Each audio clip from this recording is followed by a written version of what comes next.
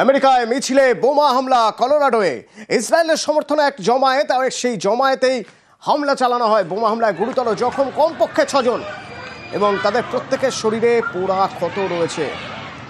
মোহাম্মদ সাবরি সলিমান নামে এক হামলাকারী ধৃত। ইতিমধ্যে এই ঘটনাকে সন্ত্রাসবাদী হামলা বলে উল্লেখ করা হয়েছে। ঠিক কি হয়েছিল? কলোরাডোর বোল্ডারে শপিং মলের বাইরে একটা জমায়েত ছিল। দেখুন, গাজায় বন্দী ইসরায়েলিদের মুক্তির দাবিতে এই জমায়েত আর আচমকায় সেখানে এক ব্যক্তি ছুটে আসেন, ফ্রি প্যালেস্তাইন বলে ছুড়ে দেন আগুনের গোলা।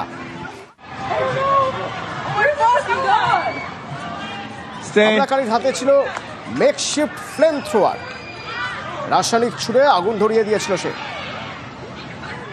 পরে তাকে গ্রেপ্তার করা হয়।